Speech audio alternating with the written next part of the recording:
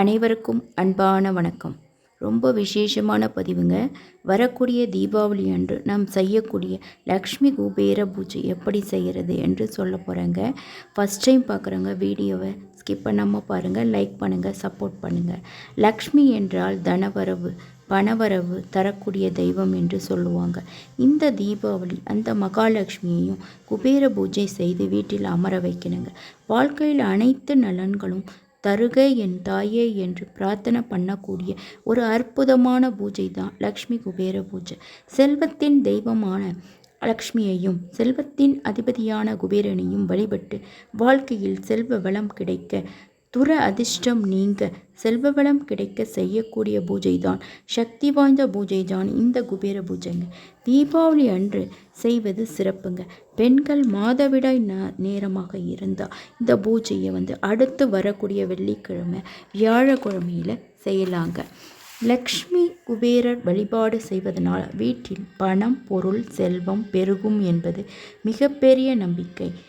பிரம்ம முகூர்த்த வேளையில் தீபாவளி அன்னைக்கு இந்த ஃபங்க்ஷனை செய்கிறது ரொம்ப விசேஷங்க. மாலையிலையும் செய்யலாம், ஆனால் காலையில் செய்கிறது ரொம்ப சிறப்புங்க. தீமைகள் விலகி செல்வம் பெருகி வீட்டில் மகிழ்ச்சி தரக்கூடிய இந்த பூஜையினுடைய எதிர்பார்ப்பு என்னவென்றால் செல்வம் வீட்டில் பெருகணும். அதற்கு செய்ய வேண்டிய பூஜை லக்ஷ்மி படம் வேணுங்க. தங்க காசு, வெள்ளி காசு வேணுங்க. 1 கிராம் தங்க நாணயமாக இருந்தாலும் எடுத்து வச்சுக்கோங்க. உங்கள்கிட்ட வேறு நகை ஏதாவது இருந்தாலும் எடுத்து வச்சுக்கோங்க. லக்ஷ்மியை கிழக்கு திசை பார்த்து மனை போட்டு அமர வைக்கணுங்க. வடக்கு திசைமை பார்த்து லக்ஷ்மி குபேரர் ஃபோட்டோவை வைக்கணுங்க. நீங்கள் கிழக்கு பக்கம் பார்த்து அமர்ந்து பூஜை பண்ணுறது தயாராகி வச்சுக்கோங்க. மலர் மாலையில் பார்த்திங்கன்னா தாமரை மலர் ரொம்ப விசேஷங்க. தாமரை மலர் மாலை இருந்தாலும் லக்ஷ்மி ஃபோட்டோக்கும் குபேர ஃபோட்டோக்கும் போடலாங்க. சிலை இருந்தால் வாங்கி வச்சுக்கோங்க. பூஜைக்கு லக்ஷ்மி சிலை வேணும். 2 குத்து விளக்கு வேணுங்க. குத்து விளக்குக்கு அலங்காரம்லாம் பண்ணி அழகாக எடுத்து வச்சுக்கோங்க. ஃபஸ்ட்டு மஞ்சள் விநாயகர் பிடிக்கணுங்க. அடுத்தது லக்ஷ்மி குபேர ஃபோட்டோவுக்கு 2 பக்கமும் குத்து விளக்கு ஏற்றி வச்சுக்கோங்க.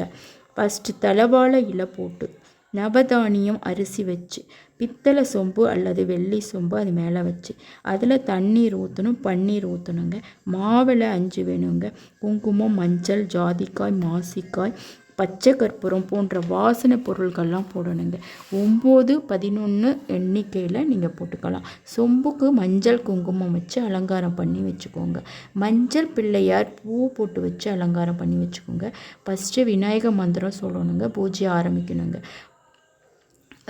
1 ரூபாய் நாணயம் இருந்துச்சுன்னா அர்ச்சனைக்கு எடுத்து வச்சுக்கோங்க. அப்படி இல்லைன்னா வெள்ளை கலர் பூ இல்லை சிவப்பு கலர் பூலையே 108 பூ எடுத்து வச்சுக்கோங்க. மகாலட்சுமிக்கு 108 போற்றி சொல்லி அர்ச்சனை பண்ணணும். ஃபஸ்ட்டு கணபதி மந்திரம் சொல்லணும். அடுத்தது குபேரனுக்குரிய மந்திரம் நீங்கள் சொல்லணும். ஓம் ஸ்ரீ குபேராய நமகன்னு சொல்லி அர்ச்சனை பண்ணலாம். லக்ஷ்மி 108 போற்றி சொல்லி நீங்கள் தாமரை இதழ் கொண்டு அர்ச்சனை பண்ணுறது ரொம்ப விசேஷங்க. தாமரையில் மலர் 1 மலர் கிடைச்சாலும் நீங்கள் எடுத்து வாங்கி வச்சுக்கோங்க. இந்த பூஜைக்கு குடும்ப சகிரமாக உங்களுக்கு உட்காந்து பூஜை செய்கிறது ரொம்ப சிறப்புங்க.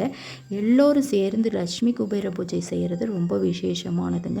நன்மைகள் கிடைக்குங்க. தொழில் வளர்ச்சி சிறப்பாக நடக்கணும் என்பதற்காக இந்த லக்ஷ்மி பூஜை செய்கிறது சிறந்தது என்று சொல்லுவாங்க. தீபாவளி எண்ணெய் வச்சு குளிக்கிறத நீங்கள் மறக்க மாட்டீங்க. அதே போல் குபேர பூஜை செய்கிறது மிகவும் மறக்காதீங்க, மிகவும் சிறப்பானது.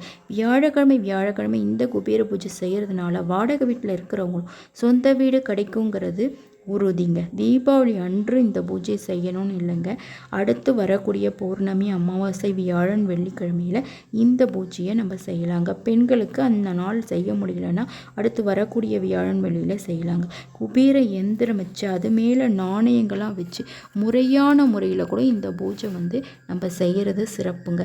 எல்லோருக்கும் எல்லா வளங்களையும் செல்வங்கள் கொடுக்க நம்ம சுற்றி இந்த பிரபஞ்சம் நமக்காக காத்துட்ருக்குங்க. அதிகால பொழுதில் எழுந்து பூஜை செய்கிறத தவறாதீங்க. எல்லாருக்கும் செல்வங்கள் உங்கள் எல்லோருக்கும் கிடைக்கணும் என்று சொல்லி இந்த ஆண்டு நான் கடவுளை பிரார்த்தனை செய்து கொள்கிறேன். இந்த பதிவு மிகவும் பிடித்திருக்கும் என்று நினைக்கிறேன். பிடித்திருக்கிறவங்க லைக் பண்ணுங்கள், சப்போர்ட் பண்ணுங்கள், ஷேர் பண்ணுங்கள். நன்றி. மீண்டும் அடுத்த பதிவில் விரைவில் சந்திப்போம். வணக்கம்.